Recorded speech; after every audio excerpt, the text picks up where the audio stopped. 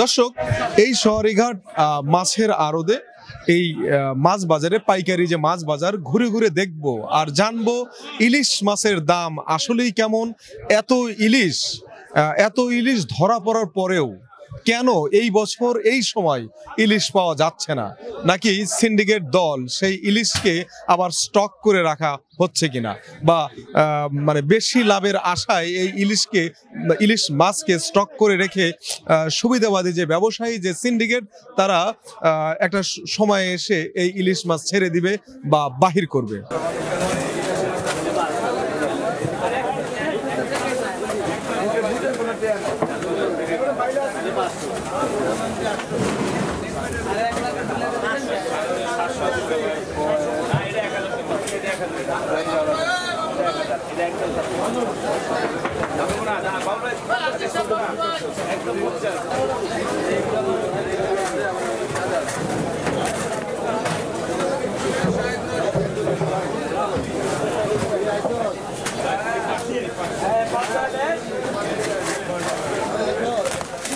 মাছ খাইব নিরীহ মানুষ খাইতে পারে, ইন্ডিয়া মাছ না ঢুকলে সবাই খাইতে পারে মাছটা।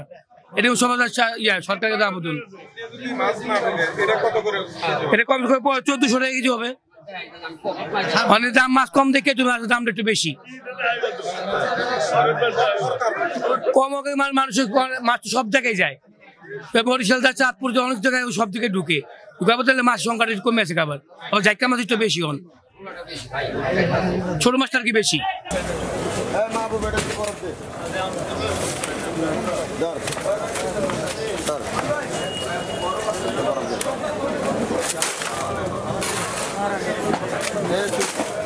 আগে বরফ দে।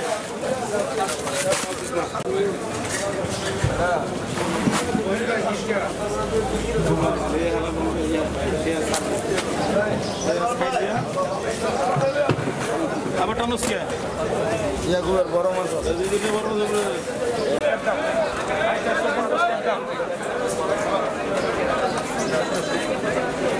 এটা 100 টাকা দস করবেন।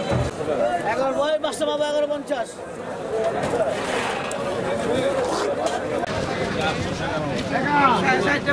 একদম 350 টাকা দিদি হয় বলছেন, আমি নিয়ে যাই।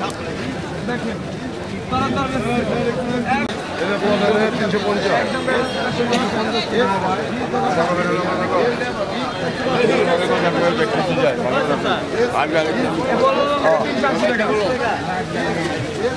মনে করেন যে আমরা বাজারে গেলে কয় বাজারে মাছ লাগছে এরকম করে হস্তা কয় 500 টাকা কেজি 400 টাকা কেজি কিনুন যায়। মাছ বলে অনেক আমদামি হয়েছে, গাড়ি এলে মাছ কিনতে পারি না। পোয়া মাছ 400 টাকা কেজি, ছোট ছোট পোয়া মাছ, বড়টা 500 টাকা কেজি, গেলে কয় 300 টাকা কেজি 350 টাকা কেজি।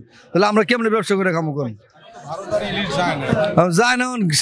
গাঙ্গে তো আমদামি কম, মাছ কম পড়তেছে। এখন ভারতে না গেলে কেন, গাঙ্গের মাছ আল্লাহ রাতের মাছ, সময় একটু আমদামি হয়, ওই সময় দাম কমে, বেশিরভাগই দাম বেশি থাকে আর কি। এখন ওই একদিন কমলে ওই সারা বছর একই কথা কয় যে দাম কমছে।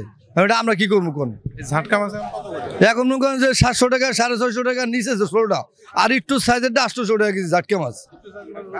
মনে করেন আমার 3 কেজি এটা 800 টাকা, আর যেটা 4 কেজি 750 টাকা, আর যে আধা কেজি সাইজ ওটা 1000-1200 টাকা কেজি বর্তমানে।